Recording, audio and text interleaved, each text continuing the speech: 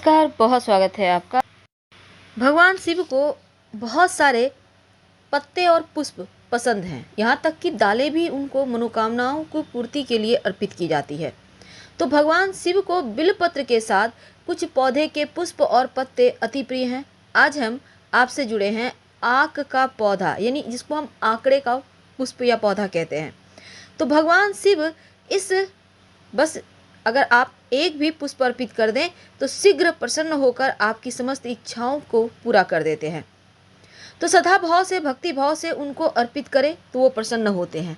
तो चलिए आज हम आपको विस्तार से बताएंगे कि श्रावण के महीने में इस आंकड़े के पौधे के पत्ते और उसके पुष्प अर्पित करने से शिव जी क्या देते हैं वरदान।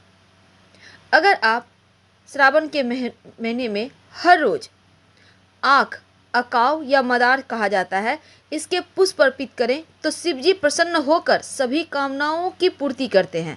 अगर पुष्प ना मिले तो इस पेड़ के पत्ते भी आप धोकर साफ कर शिवलिंग पर अर्पित कर सकते हैं। समस्त मनोकामनाएं आपकी पूर्ण हो जाएगी। तो आक के पौधे की महिमा भी बहुत है। तो इस पौधे का नाम चूंकि मदार भी है, माना जाता है कि मदार के पुष्प शिवजी को अर्पित करने से मोक्ष की प्राप्ति होती है। आंकड़े या मदार के पुष्प को लेकर यह भी मान्यता है कि अगर आप भगवान शिव को एक भी पुष्प अर्पित कर दें तो शीघ्र प्रसन्न होते हैं। इस पुष्प का प्रयोग आपको मोक्ष दिलाने वाला होता है और वास्तु में भी इस पौधे को सुख समृद्धि का बढ़ाने वाला और नकारात्मक ऊर्जाओं से बचाने वाला माना गया है। तो इस पौधे की महिमा के बारे में शिव पुराण में प्रसंग आता है कि अगर आप आक का पौधा घर के सामने लगा लें तो घर के चारों ओर पौधे की उपस्थिति के कारण घर के लोगों के खिलाफ अगर कोई कुछ भी काला जादू वगैरह इस्तेमाल कर रहा है तो उसको भगा देता है ये पौधा। इस पौधे का प्रयोग ज़्यादातर तंत्र विद्या में भी होता है और आज हम आपको तांत्रिक क्रियाओं के बारे में भी इस पौधे और पुष्प से क्या क्या होते हैं, कौन सी कामना पूरी की जाती है, आज हम आपको विस्तार से बताएंगे। लेकिन घर के मुख्य दरवाजे पर अगर आपका आक का पौधा है तो बहुत शुभ है। इसमें सफ़ेद भी पुष्प होते हैं और हल्का लाल बैंगनीपन लिया हुआ भी होता है। यह पौधा हमेशा ही हानिकारक ऊर्जाओं और हानिकारक ताकतों से आपकी रक्षा करता है, क्योंकि इस पौधे से उत्पन्न ऑक्सीजन हवा को शुद्ध करने में मदद भी करता है। लेकिन आप अपने घर के दक्षिण पूर्व दिशा के बीच में लगा सकते हैं। इस पौधे को दक्षिण या उत्तर दिशा में भी लगा सकते हैं। सफ़ेद आक का पौधा घर के मेन गेट के आसपास या सामने लगाएं तो अच्छा है। तो चलिए पहले हम जानते हैं विस्तार से इसकी महिमा। तो ये जो पेड़ है, इसके पत्ते, इसके पुष्प, इसके जड़, हर एक की एक तांत्रिक प्रयोग होता है। टोटके किए जाते हैं जीवन की परेशानियों से मुक्ति पाने के लिए, धन आने के लिए। वैसे तो कई बार लोग कहते हैं आक का पौधा विषैला है।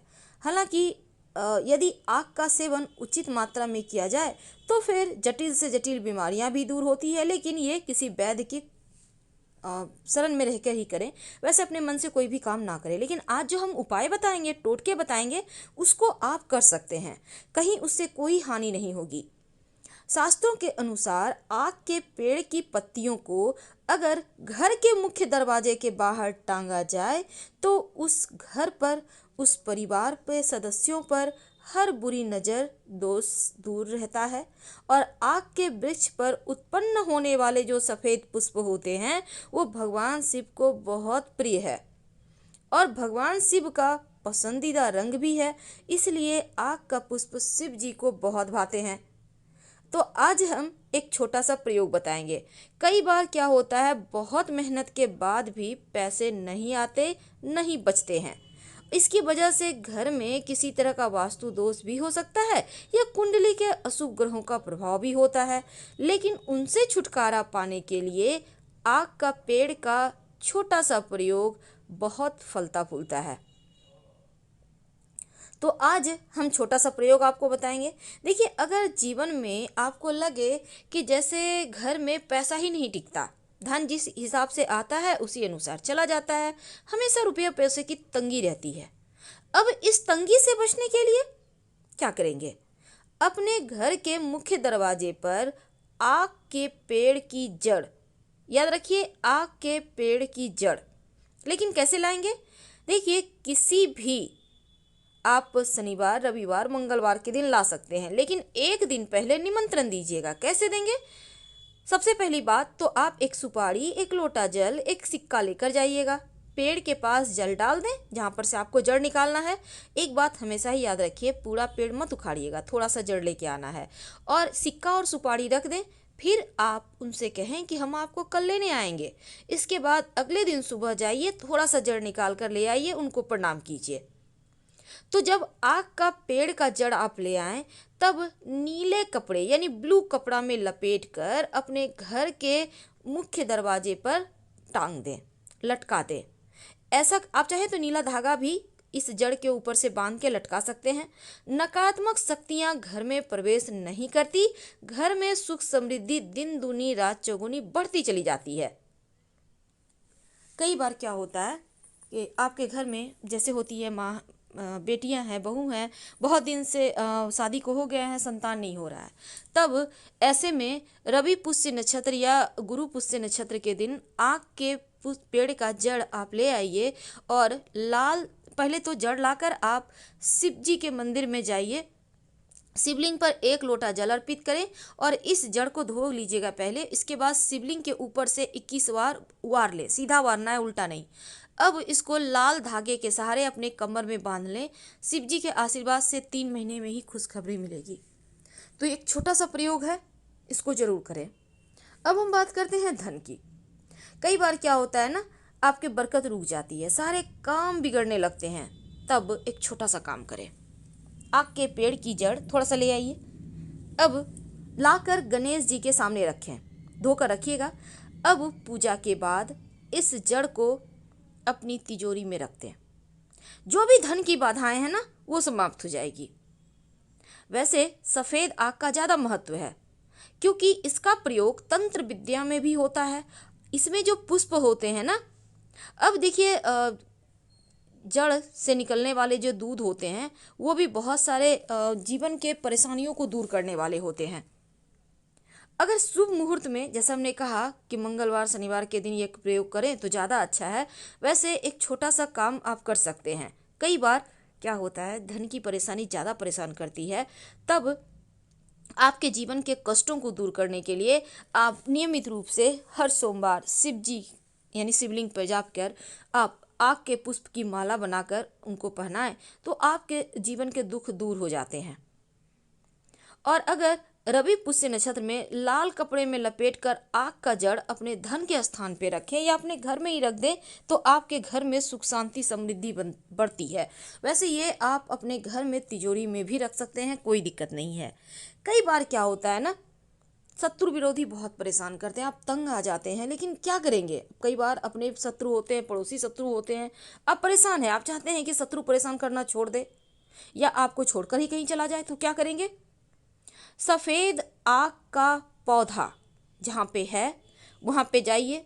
अब उसका एक पत्ता तोड़ लें, उस पत्ते पर आक के पौधे से निकलने वाला दूध के सहारे अपने शत्रु का नाम लिखिए। और वहीं जो आप आक का पेड़ है ना, आक का पौधा, उसके जो जमीन है वहाँ पर, वहीं पर थोड़ा सा मिट्टी हटाकर इस पत्ते को दबा दें। आपका शत्रु शांत हो जाएगा। आप चाहें तो इसको जल में भी प्रवाहित कर सकते हैं, अगर आपके आसपास वैसा स्थान है तब। तो ये आग का प्रयोग बहुत सारे ऐसी चीज़ों में काम आता है जो आपके हर कष्ट को, हर संकट को दूर कर देता है। तो याद रखिएगा, शत्रु का जब नाम लिखिएगा ना, तो दूध से ही लिखिएगा, उसी आग के पौधे के दूध से। थोड़ा सा आप पत्ता तोड़ेंगे तो उससे दूध निकलता है, अब उसी के सहारे आप लिखिए। अगर एक से ज़्यादा शत्रु हैं तो अलग अलग पत्ते पर हर शत्रु का नाम लिखें। यह प्रयोग आप किसी भी सोमवार, शनिवार, रविवार, मंगलवार के दिन कर सकते हैं, तो आपको राहत मिलेगी। और शिव जी को आग का पुष्प तो विशेष प्रिय है। और अगर एक छोटा सा प्रयोग, कई बार होता है कि आपके घर में छोटे बच्चे हैं, उनको नज़र लग जाती है, अक्सर तबीयत खराब रहती है, तब क्या करेंगे? तब सफ़ेद जो आँख होता है ना, पुष्प, इसके 11 पुष्प ले लें, उसको माला बना लें, बच्चे को पहना दे। आप देखिएगा नज़र दोष दूर हो जाएगा, रक्षा होगी। वैसे आपको पता होगा कि इस सफ़ेद आँख के पौधे की जड़ में 21 साल के बाद, यानी जो 21 साल पुराना पेड़ है उसके जड़ से गणेश जी की आकृति का कंद निकलता है। और इस आकृति को अगर आप उनकी पूजा करें तो जीवन में रोग, शोक, दुख कुछ भी परेशान नहीं करता।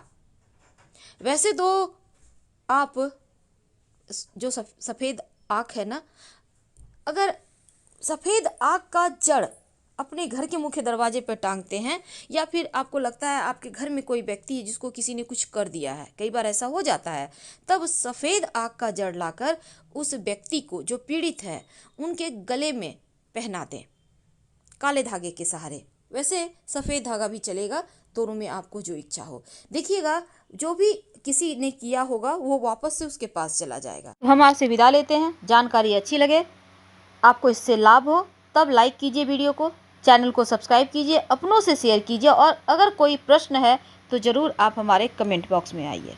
हर हर महादेव लिखना मत भूलिएगा। हम आपसे फिर मिलेंगे। धन्यवाद।